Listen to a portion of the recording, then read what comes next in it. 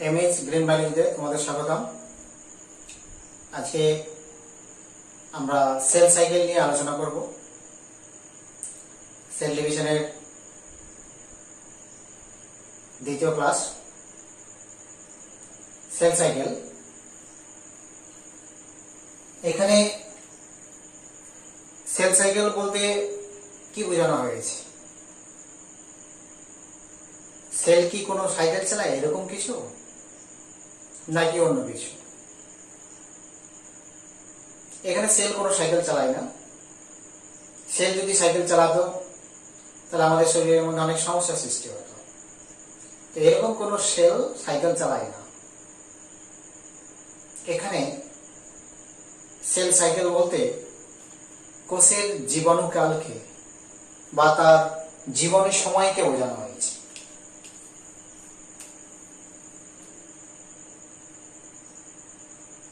একটা সেলের জীবনকে বোঝানো হয়েছে, অর্থাৎ যেমন প্রত্যেকটা জীবের জীবন চক্র থাকে, যেমন আমাদের জীবন চক্র আছে শৈশব, কৈশোর, যৌবন, বার্ধক্য এবং মৃত্যু। জন্ম, শৈশব, কৈশোর, যৌবন, বার্ধক্য এবং মৃত্যু। এইরকম অনেক জীবের লাইফ সাইকেল দেখা যায়। প্রজাপতির লাইফ জীবনচক্র বা আরো অন্যান্য কীট পতঙ্গের জীবনচক্র, এগুলো স্টাডি যেগুলো করা হয়, প্রত্যেকটার তো লাইফ সাইকেল আছে, কিন্তু এগুলো আমরা স্টাডি করেছি বা এগুলো সাবজেক্টের অন্তর্ভুক্ত একটা সময় ছিল। তো এখানে কোষের একটা কোষ বিভাজনের পর নতুন যে অপত্য কোষ সৃষ্টি হলো এবং সেই অপত্য কোষ নির্দিষ্ট কিছু প্রসেসিং এর পর সেও আবার একটা সময় বিভাজন হবে। এই যে সময়কাল, এই সময়কালকে যদি চক্রাকার আকারে প্রকাশ করা হয় তখন তাকে বলা হচ্ছে সেল সাইকেল। অর্থাৎ একটা কোষ বিভাজন দশার শেষ এবং উৎপন্ন হওয়া নতুন অপত্য কোষের পরবর্তী সময় পর আবার তারা যে বিভাজনে অংশগ্রহণ করবে, এই মাঝখানের যে সময়কাল, এই সময়কালকে যদি চক্রাকার আকারে প্রকাশ করা হয় বা প্রত্যেকটা ঘটনা বা সময়কাল অনুযায়ী তার অ্যাক্টিভিটি বা তার কার্যপদ্ধতিকে যদি একটা রূপচিত্র দেওয়া হয়, তাহলে সেটাকে আমরা বলবো সেল সাইকেল বা কোষ চক্র। বিজ্ঞানী হাওয়ার্ড এবং পেল্ক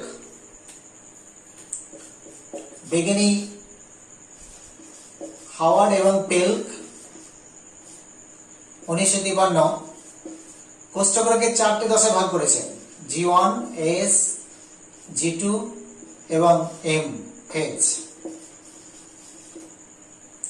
বিজ্ঞানী হাওয়ার্ড এবং পেল্ক কোষ চক্রকে 4টে ফেজ বা দশায় ভাগ করেছেন: G1, S, G2, M phase. অন্যান্য বিজ্ঞানীরা কোষ চক্রকে প্রধানত দুটো ভাগে ভাগ করেছে। একটা হচ্ছে ইন্টারফেজ আর এটা হচ্ছে এম ফেজ বা মাইটোটিক ফেজ। এই ইন্টারফেজকে আবার ভাগ করা হয়েছে G1, S এবং G2। তাহলে কিছু বিজ্ঞানী এটাকে মেইনলি দুটো স্টেজে ভাগ করেছে, একটা হচ্ছে ইন্টারফেজ আর এটা হচ্ছে এম ফেজ। ইন্টারফেজ যেটা বলছি, এটার আরো কিছু নাম আছে। ইন্টারফেজ বা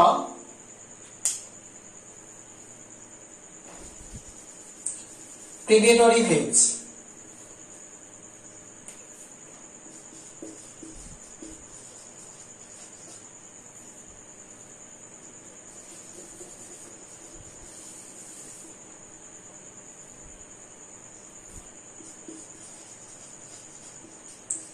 প্রিপারেটরি ফেজ বা প্রস্তুতিমূলক পর্যায়। ইন্টারফেজ বা প্রিপারেটরি ফেজ বা প্রস্তুতিমূলক পর্যায়। আর এম ফেজ বা মাইটোটিক ডিভিশন,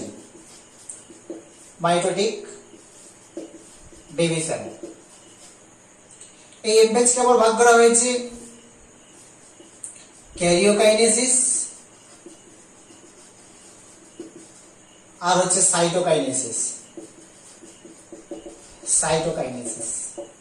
ক্যারিওকাইনেসিসের আবার দশাগুলো হচ্ছে প্রোফেজ, মেটাফেজ,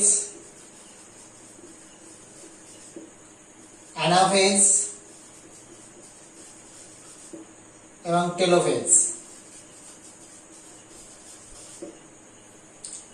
তাহলে মাইটোটিক ডিভিশন বা এমফেজ, যেটা এমফেজ বা মাইটোটিক ডিভিশনকে ভাগ করা হয়েছে ক্যারিওকাইনেসিস অর্থাৎ নিউক্লিয়াসের বিভাজন এবং সাইটোকাইনেসিস অর্থাৎ সাইটোপ্লাজমের বিভাজন। ক্যারিওকাইনেসিসের পার্টগুলো হচ্ছে প্রোফেজ, মেটাফেজ, অ্যানাফেজ, টেলোফেজ। এটা হলো এমফেজ বা মাইটোটিক ডিভিশন। আর ইন্টারফেজ বা প্রিপারেটরি ফেজ এর যে দশা বা এই যে স্টেজ, সেগুলো হচ্ছে G1 বা গ্যাপ অন বা গ্রোথ অন বা পোস্ট মাইটোটিক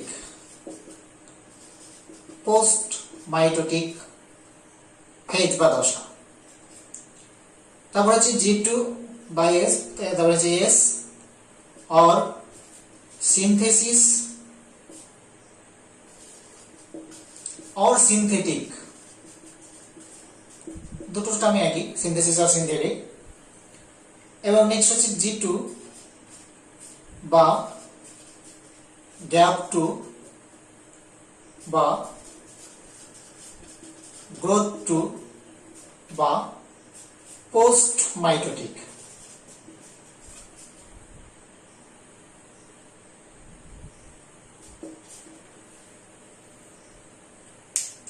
এটাকে আমরা চক্রাকারে দেখে নেব ছবিতে।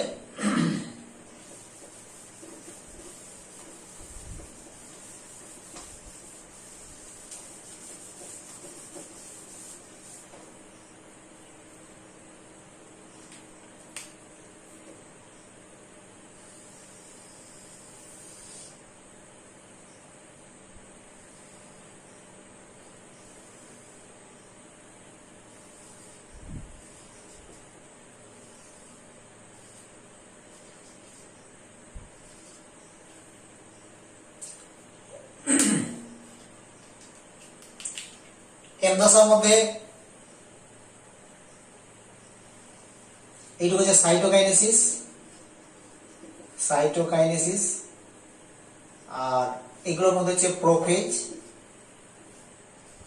মেটাফেজ, অ্যানাফেজ আর টেলোফেজ। এই মিলিয়ে গোটাটা হচ্ছে এমফেজ। তাহলে সাইটোকাইনেসিস একটা পার্ট, আর এটা ক্যারিওকাইনেসিস। ক্যারিওকাইনেসিসের চারটি stage, prophase, metaphase, anaphase, telophase. এটা এম দশা। একটা সেল সাইকেলের যদি টোটাল লাইফটা যদি আমরা চক্রাকারে ফোকাস করি সময়ের ভিত্তিতে, তাহলে এটা হচ্ছে এম দশা। এইখান থেকে এই পর্যন্ত এই টোটাল অংশটা হচ্ছে ইন্টারফেজ।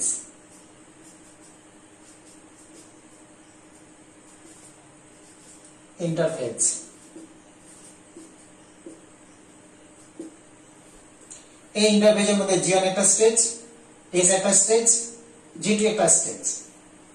একটা সেল সাইকেলের সময়কালকে যদি 24 ঘন্টা ধরা হয়, 24 ঘন্টা যদি ধরা হয় একটা সেল সাইকেলের সময়কালকে বা তার জীবনীকালকে যদি 24 ঘন্টা ধরা হয়, তাহলে 8 থেকে 12 ঘন্টা হচ্ছে G1, 6 থেকে 8 ঘন্টা হচ্ছে S দশা, 3 থেকে 4 ঘন্টা হচ্ছে G2 দশা, আর এম ফেজ যেটা বলছি সেটা হচ্ছে 1 ঘন্টা। এই 1 ঘন্টার মধ্যে রয়েছে প্রোফেজ, মেটাফেজ, অ্যানাফেজ, টেলোফেজ এবং সাইটোকাইনেসিস।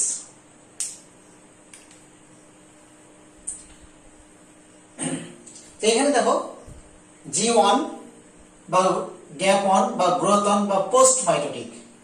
পোস্ট মাইটোটিক বলার উদ্দেশ্য হচ্ছে যে মাইটোসিস সেল ডিভিশনের পরবর্তী স্টেজ হচ্ছে G1, সেটাকে বলা হচ্ছে পোস্ট মাইটোটিক।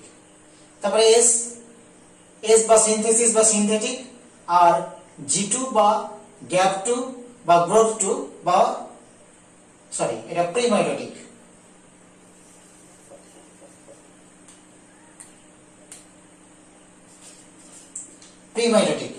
অর্থাৎ মাইটোসিস সেল ডিভিশন শুরু হওয়ার আগের স্টেজ, সেটাকে আমরা বলছি প্রিমাইটোটিক।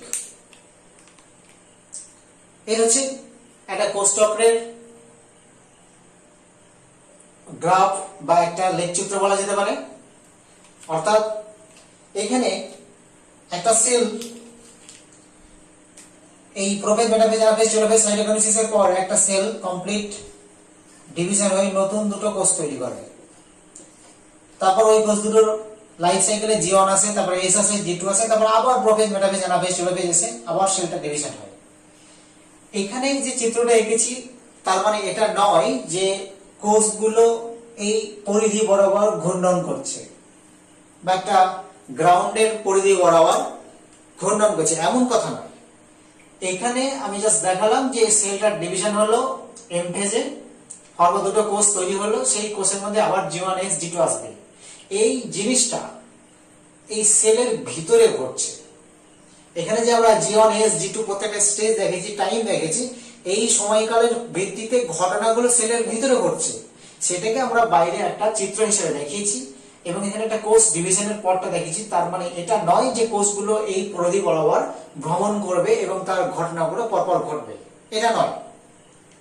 এটা হচ্ছে কোষের ভিতরের আভ্যন্তরীণ একটা ঘটনার রূপচিত্র বা রেখচিত্র, সেটাকে বাইরে দেখানো হয়েছে। এবং এখানে একটা সেলকে দেখানো হয়েছে যে একটা মাইটোসিস ডিভিশনের পর দুটো সেল তৈরি হলো। এই সেলগুলোর মধ্যে এবার যে স্টেজ আসবে সেটা হচ্ছে জিয়ন বা ব্রোতন। জিয়ন বা ব্রোতন দশাতে কি কি আমরা দেখবো, বা পোস্ট মাইটোটিক যে দশা সেখানে কি কি দেখবো?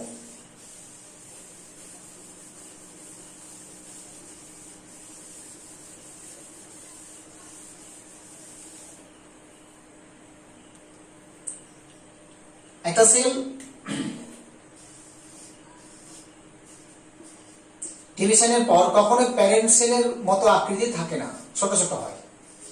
একটু আগে আমরা মিনিমাম গ্রোথ যে কথাটা বলেছি সেখানে। তো একটা সেল যখন জীবন দশায় প্রবেশ করলো বা তার জীবন দশা যখন শুরু হলো, তখন ওই কোষের মধ্যে প্রথমেই কোষীয় অঙ্গাণুগুলো তৈরি হবে, যেমন হচ্ছে mitochondria, Golgi body, endoplasmic reticulum, lysosome, ribosome. Plant sell হলে প্লাস্টিড।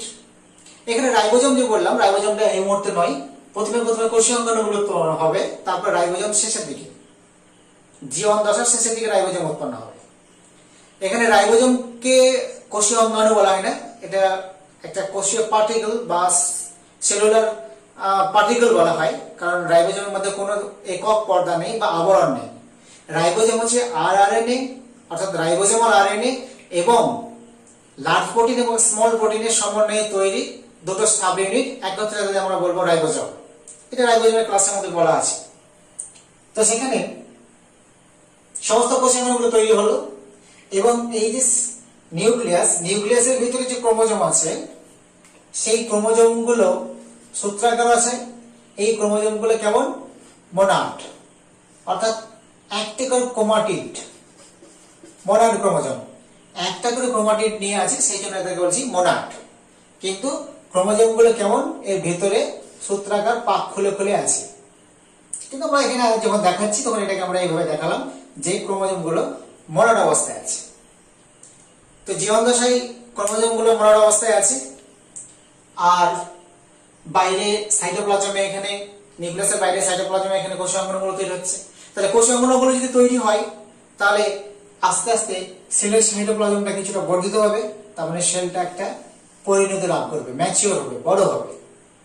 কিসের মাধ্যমে? কোষীয় অঙ্গাণু সৃষ্টির মাধ্যমে। এখন জীবন দশাতে আর যে সমস্ত ঘটনাগুলো ঘটবে সেটা হচ্ছে যে কোষীয় অঙ্গাণুগুলো তৈরির ছাড়াও এখানে আগামীতে এস দশাতে কোষ অংশগ্রহণ করবে, তার জন্য আগে থেকে কাঁচামাল বা মেটেরিয়ালস তৈরি হবে। কি কি কাঁচামাল, কি মেটেরিয়ালস তৈরি হবে না? এস দশার কথার অর্থ হলো সিনথেসিস, অর্থাৎ ডিএনএ থেকে ডিএনএ সিনথেসিস, যেটাকে বলা হয় রেপ্লিকেশন। সেই রেপ্লিকেশনটা এস দশাতে হবে। তো এই এস দশার রেপ্লিকেশনের জন্য প্রয়োজনীয় কাঁচা মেটেরিয়ালস বা কাঁচামাল যেটাকে বলা হয় ডিএনএ তৈরির জন্য, সেই সমস্ত উপকরণগুলো জীবন দশাতে হবে। অর্থাৎ জীবন দশাতে কি কি হবে? জীবন দশাতে তোমার rRNA, mRNA,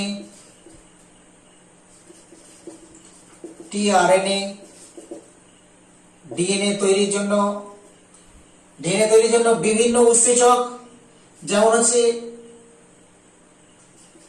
RNA polymerase, DNA polymerase, helicase, gyrase, SSB protein,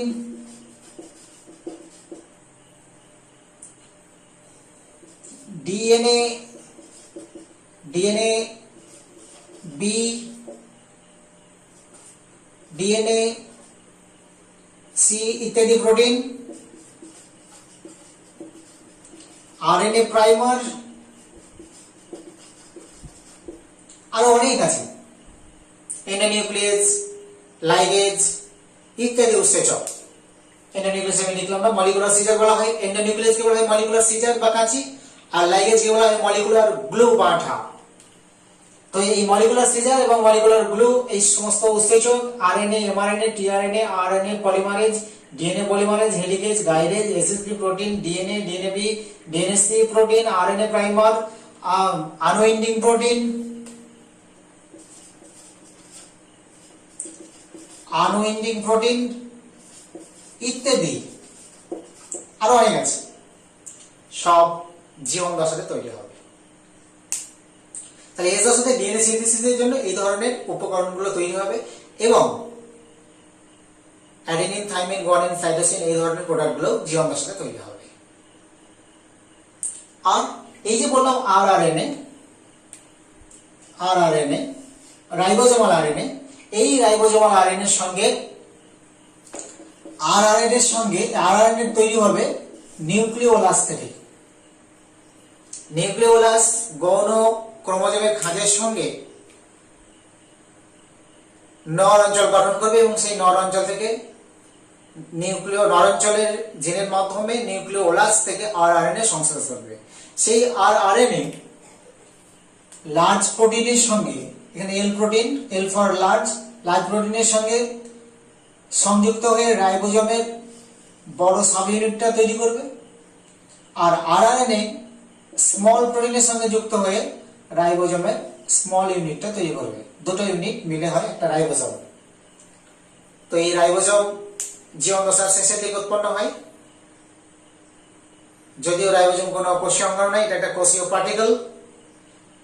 তো এখানে আমরা দেখলাম যে কোষীয় অঙ্গাণুগুলো সমস্ত তৈরি হবে। কোষের জীবন দশার শেষের দিকে রাইবোজোম উৎপন্ন হবে। RRNA, mRNA, tRNA, DNA polymerase, RNA polymerase, helicase, gyrase, DNA, DNAB, DNAC protein, RNA primer, unwinding protein ইত্যাদি, এন্ডোনিউক্লিয়েজ, লাইগেজ ইত্যাদি উৎসেচক সব তৈরি হবে আগামীতে এস দশায় ডিএনএ সিনথেসিসের জন্য। আর এখানে যে মোনাড ক্রোমোজোম আছে, সেই মোনাড ক্রোমোজোমের মধ্যে ডিএনএ থাকে, সেই ডিএনএ এর পরিমাণটা আমরা জানবো।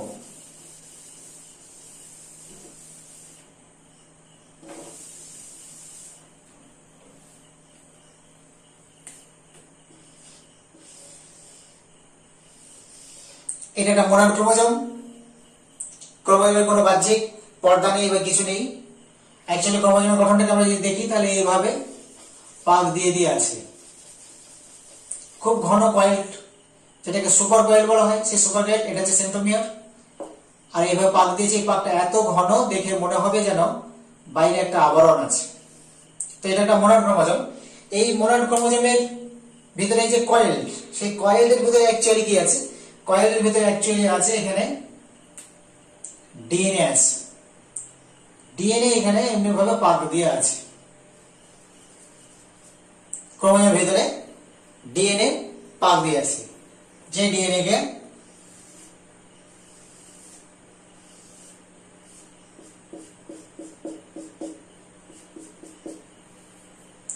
এই যে ডিএনএ আছে 1 অণু, এই ডিএনএটার পরিমাণটা হচ্ছে 1 অণু।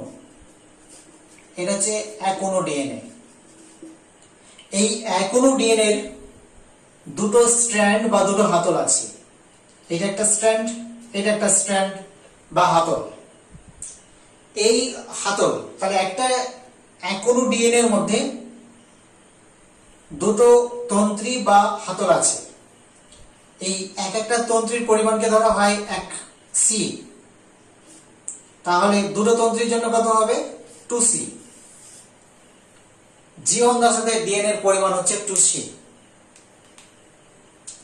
কারণ মোনাড ক্রোমোজোমের মধ্যে এক অণু ডিএনএ অবস্থান করে, মোনাড ক্রোমোজোমের মধ্যে এক অণু ডিএনএ অবস্থান করছে। এই এক অণু ডিএনএ এর পরিমাণকে 2C ধরা হয়। সবকিছু একটা হিসেবে ইউনিট আছে, যেমন ফুট, ওজন, পাউন্ড ইত্যাদি সব আমরা যেমন ইউনিট ইউজ করি, কেজি বা কিলোগ্রাম, যে সমস্ত আমরা ইউনিট ইউজ করি, সেরকম ক্রোমোজোমের সংখ্যা বোঝানোর জন্য n আর ডিএনএ এর পরিমাণকে বোঝানোর জন্য C ইউজ করা হয়, একটা ইউনিট। তো একটা হাতলের জন্য একটা C, দুটো হাতলের জন্য দুটো C, 2C। যদিও ডিএনএ কখনোই সিঙ্গেল স্ট্র্যান্ড হিসেবে পাওয়া যায় না, একমাত্র প্রোক্যারিওটিক সেলের ক্ষেত্রে যখন আরএনএ থেকে রিভার্স পদ্ধতিতে যখন ডিএনএ তৈরি হয়, তখনই ডিএনএ কিছু সময়ের জন্য সিঙ্গেল স্ট্র্যান্ডে পাওয়া যায়, সেটা কিছুক্ষণ পর আবার ডাবল স্ট্র্যান্ডে রূপান্তর হয়। তো কখনোই আমরা ডিএনএ কে সিঙ্গেল স্ট্র্যান্ড হিসেবে ধরবো না। ডিএনএ দুটো স্ট্র্যান্ডের পরিমাণ হচ্ছে 2C, অর্থাৎ G1 দশার সাথে ডিএনএ এর পরিমাণ হচ্ছে 2C। এই যে ক্রোমোজোমটা আমরা দেখছি, ক্রোমোজোমে যদি আমরা পাত খুলি, যদিও বেসিক আইডিয়া অফ ক্রোমোজোমে আমার একটা ক্লাস আছে, সেখানে সবকিছু বলা আছে। এই পাতটা, ক্রোমোজোমের পাতটা যদি আমরা খুলি, তাহলে আমরা দেখব যে এই ক্রোমোজোমের মধ্যে এরকম ক্রোমোমিয়ার আছে। সেই ক্রোমোমিয়ার গুলোকে আমরা পরবর্তীতে আলোচনা করেছি যে এগুলো অ্যাকচুয়ালি হচ্ছে হিস্টোন অক্টামার।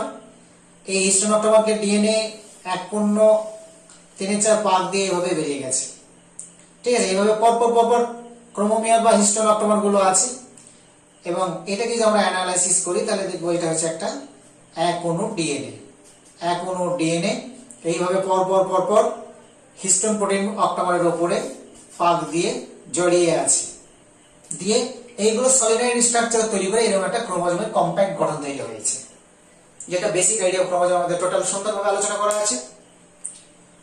তো এখানে G1 দশার সাথে ডিএনএ পরিমাণ হচ্ছে 2C। এই পর্যন্ত এটা থাক। পরবর্তীতে